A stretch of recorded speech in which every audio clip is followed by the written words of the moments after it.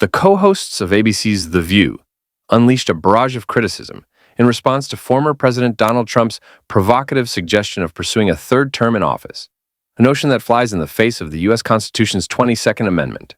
The panel, comprising Whoopi Goldberg, Sunny Hostin, Alyssa Farah Griffin, and Ana Navarro, dissected Trump's remarks with a mix of incredulity, legal analysis, and political skepticism, framing them as both a dangerous fantasy and a calculated distraction.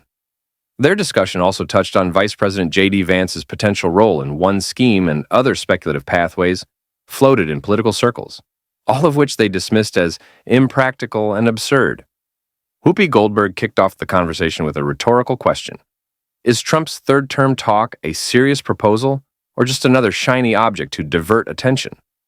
She leaned toward the latter, suggesting it could be a tactic to shift focus from brewing controversies like Signalgate, a recent national security blunder where journalists were accidentally included in a military call.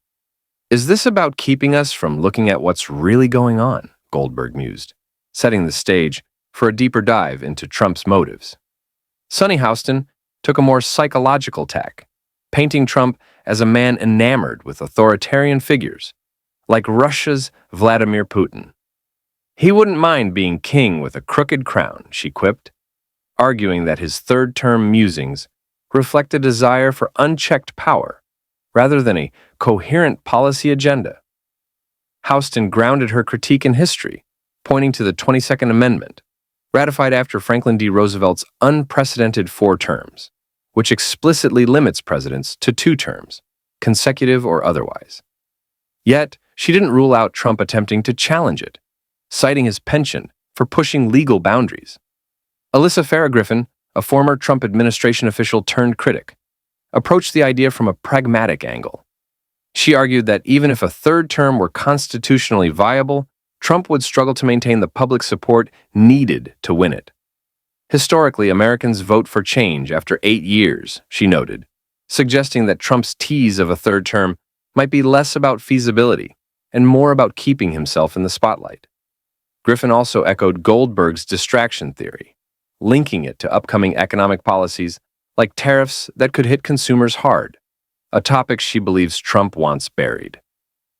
Ana Navarro brought a sense of urgency to the table, insisting that Trump's words, however outlandish, must be taken seriously given his track record. This is the guy who doesn't joke. He means it, she warned.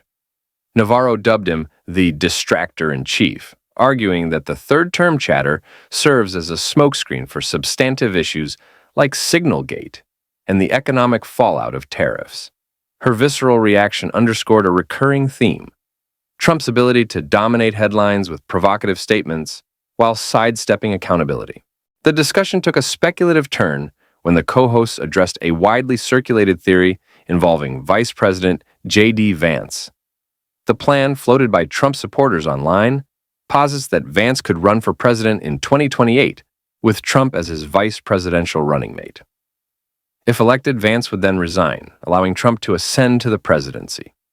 Hostin called it a hair-brained scheme, noting that while the 22nd Amendment bars a president from being elected to a third term, the 12th Amendment might disqualify Trump from the vice presidency due to his prior 2 terms, a legal gray area that courts would likely have to resolve. The co-hosts universally panned the idea as a manipulative workaround, with Navarro quipping, "It's like a bad political fan fiction." Beyond the Vance scenario, the panel touched on additional ideas bandied about in Trump-friendly corners of the media and Congress. One proposal, championed by Representative Andy Ogles, calls for a constitutional amendment to allow a third non-consecutive term, a process requiring either a 2/3 vote in both houses of Congress or a constitutional convention, both of which the co-hosts deemed politically unfeasible. Another fringe theory suggests Trump could become Speaker of the House, a role that doesn't require congressional membership, and then assume the presidency if both the president and vice president resign, an elaborate plot dismissed by Griffin as insane and stupid. Collectively, the co-hosts saw these schemes as evidence of Trump's refusal to relinquish the political stage, with Hostin arguing they undermine the democratic norms enshrined in the Constitution. The View panel's discussion revealed a rare unity in their disdain for Trump's third-term rhetoric, though their critiques diverged in focus. Hostin leaned on legal and historical arguments. Griffin emphasized political realities, and Navarro stressed behavioral patterns, all while Goldberg tied it to a broader strategy of distraction.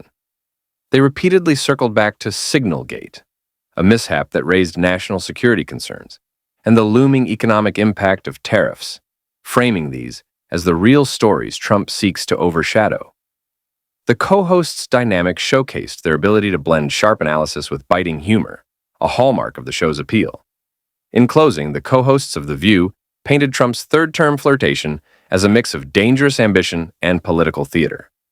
Whether he's dreaming of a crooked crown, as Hostin suggested, or simply playing the distractor-in-chief, as Navarro claimed, they agreed the idea is both impractical and reflective of his character. Yet their larger message was a plea to the audience. Don't get lost in Trump's provocations. With issues like national security leaks and economic policy on the line, they urged viewers to keep their eyes on the substance beneath the noise. As Goldberg put it, let's not fall for the shiny thing. There's too much at stake.